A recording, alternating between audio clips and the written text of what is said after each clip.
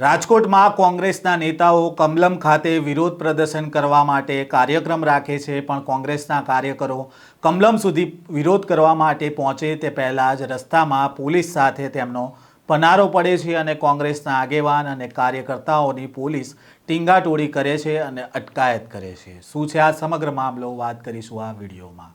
વૈષ્ણવજન તો તેને કહીએ જે પીડ પરાઈ જાનાને રે। નમસ્કાર, નવજીવન ન્યૂઝમાં આપનું સ્વાગત છે। હું છું જયંત દાફડા।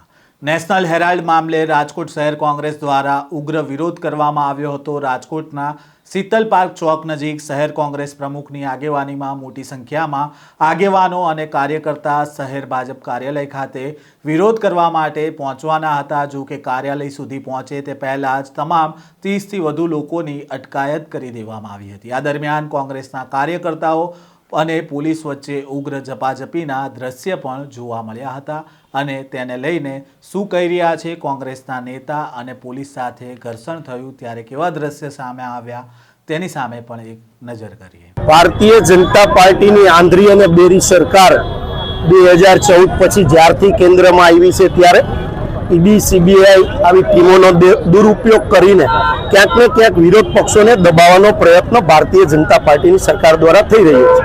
ત્યારે કોંગ્રેસના શ્રીમતી સોનિયા ગાંધીજી અને રાહુલ ગાંધીજી ઉપર જે ખોટા કેસ નેશનલ હેરાલ્ડ કરીને જે વર્તમાન પત્ર હતું જેની ઉપર અંગ્રેજોએ પણ બેન્ડ માર્યો હતો, એને ક્યાંક ને ક્યાંક ચાલુ રહે અને ભારત દેશનો અવાજ બંધ ન થાય એ વિચારથી એમને ચાલુ રાખવા માટેના જે પ્રયત્ન હતા એ ખોટા કેસની અંદર રાહુલજી અને શ્રીમતી સોનિયા ગાંધી ઉપર કેસ કર્યા હતા। રાહુલજીને 8-8, 9-9 કલાક ઈડી અને સીબીઆઈ દ્વારા પૂછપરછ કરવામાં આવેલી હતી। પણ આ દેશની અંદર આપના માધ્યમથી કહેવા માંગુ છું કે જે બંધારણ બનાવવામાં આવ્યું છે અને જે આપણી સર્વ વર્લ્ડની અંદર જે આપણી લોકશાહી છે એને જીવિત રાખવા માટે કોર્ટની અંદર જે કેસ કરવામાં આવ્યો હતો એમાં સોનિયાજી અને રાહુલ ગાંધીજીને નિર્દોષ છુટકારો તો થયો છે, પણ ભારતીય જનતા પાર્ટીની જે ઈડી અને સીબીઆઈનો જે દુરુપયોગ થતો હતો એના ઉપર ક્યાંક ને ક્યાંક સુપ્રીમ કોર્ટે લાલાક કરી છે।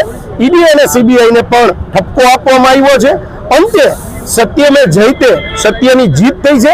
આ મેસેજ છે સમગ્ર ભારત દેશની અંદર જાય એટલા માટે આજે ભારતીય જનતા પાર્ટીના બિઝનેસ સેન્ટર ઉપર હું કાર્યાલય એટલા માટે નહીં કહું કે આ લોકોની નથી પડી, પોતાના ઇકોનોમિકલ ભ્રષ્ટાચાર કરી અને કઈ રીતે ડેવલપમેન્ટ થાય એટલે કાર્યાલય પણ આપ જોઈ શકશો કે નરેન્દ્રભાઈ આવ્યા અને અમિત શાહ દિલ્હી પહોંચ્યા પછી જાણે કે 5 સ્ટાર હોટલમાં પણ ન એવા સમગ્ર દેશની અંદર કાર્યાલયો બનાવવામાં આવ્યા છે। એટલે ક્યાંક ને ક્યાંક એના બિઝનેસ સેન્ટર ઉપર આજે કોંગ્રેસ દ્વારા હલ્લાબોલનો કાર્યક્રમ રાખ્યો છે અને સત્યને જયતે કરી અને અહીંથી અમે 500 મીટર જ દૂર છે ત્યાં કૂચ કરી અને જવાના છે। નેશનલ હેરાલ્ડ મની લોન્ડરિંગ કેસમાં દિલ્હીની કોર્ટે ઈડીની ફરિયાદને નકારી કાઢતા કોંગ્રેસના પૂર્વ અધ્યક્ષ સોનિયા ગાંધી અને વિપક્ષી નેતા રાહુલ ગાંધીને મોટી રાહત મળી છે અને આ નિર્ણયની ઉજવણીમાં રાજકોટ શહેર કોંગ્રેસે સત્યમેવ જયતે પદયાત્રા યોજી હતી, જેમાં મોટી સંખ્યામાં કોંગ્રેસના આગેવાનો અને કાર્યકર્તાઓ જોડાયા હતા। આ પદયાત્રાના પગલે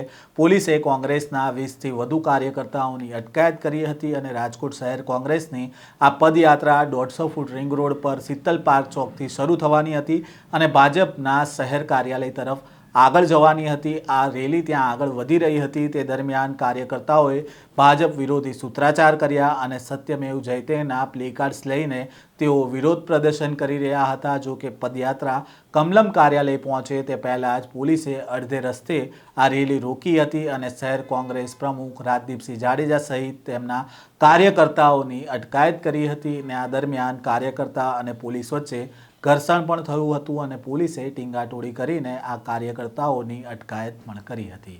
આ પ્રકારના સમાચાર અને અહેવાલ સાથે ફરી મળીશું। નવજીવન ન્યૂઝ સાથે જોડાયેલા રહેજો।